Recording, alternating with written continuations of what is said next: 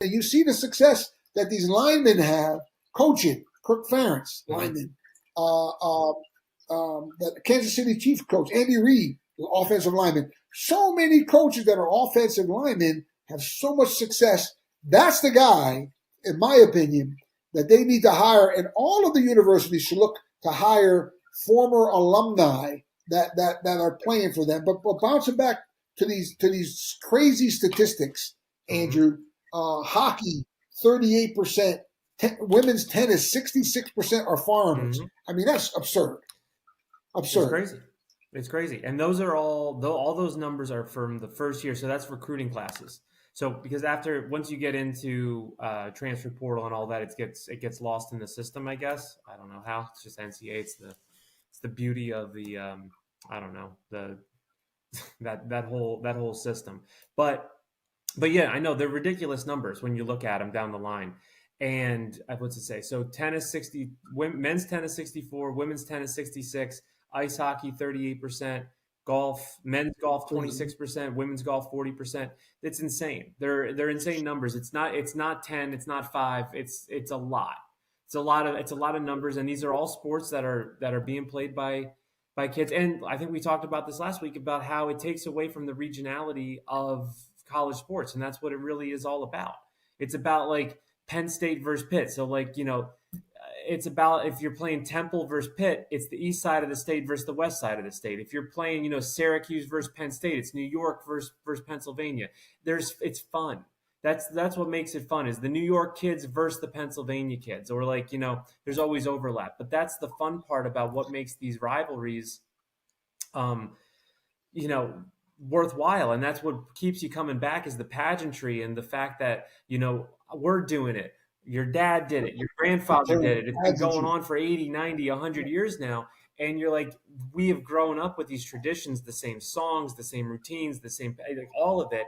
That's the fun part of what makes college sports really, really what it is. And I fear that's what we're losing as we move forward. But so we're running out of time here. But the pageantry, I want to spend a minute on the pageantry of what you talked about, and the becoming a man or becoming a woman and growing up while you're in college, right? Something you did, something I did, something millions of Americans have done with an athletic opportunity, who might not have been fortunate enough to get a scholarship or the like.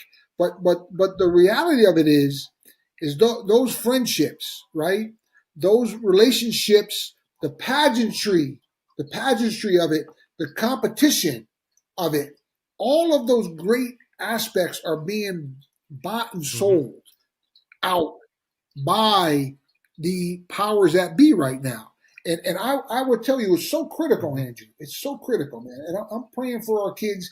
Every day I get up, I try to start my day off with the Lord's Prayer, and I try to pray for all these young men and women that are in these times in our country. But I would tell you, one of the great things that we have, one of the great American pastimes that has a wonderful pageantry and teaches all of the good things. Together, everyone accomplishes more, is athletics.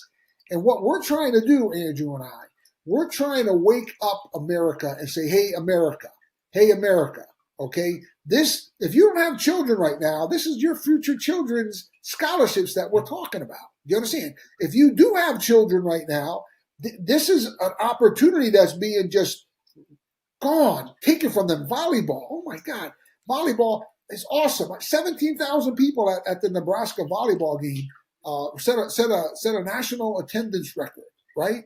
We have Pitt and Penn State in our state, two awesome women's volleyball teams that are drawing and having all kind of success. They have foreigners on their teams. Now, all of this is what Andrew and I, we're going to spend more time on this. We reached our limit for this week's show, but we're going to spend a lot more time on this. But we want you to spend time on this. You can get online and you can see this stuff, and you can call and email Penn State and Pitt.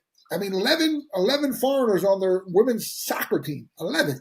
So we want you to investigate. We want you to get into this and see what we're telling you is, if you fact check everything that me and Andrew are talking about, I believe they call it fact check, Andrew. you'll see that we're right on. And we're only doing this for the good of God, for the good of our country, and for the good of our children. So I pray that you join us in our efforts and go out and do that work.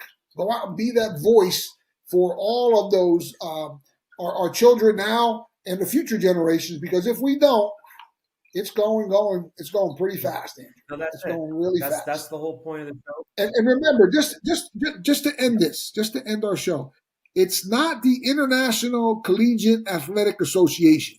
It's the National Collegiate Athletic Association. And that money is to go to American athletes, not foreign athletes. And I don't know where they're all getting these visas at, but it's ridiculous that they're getting these visas just to come in here, steal our college athletes opportunities with scholarships and scholarship money, and then they're coming in professional sports and stealing billions and billions of dollars away from our minor league and college athletes. Something has to get done, Andrew, and it's up to all of you to do it. And with the power of prayer also, then that's the cherry on top. But go do your work. No, absolutely.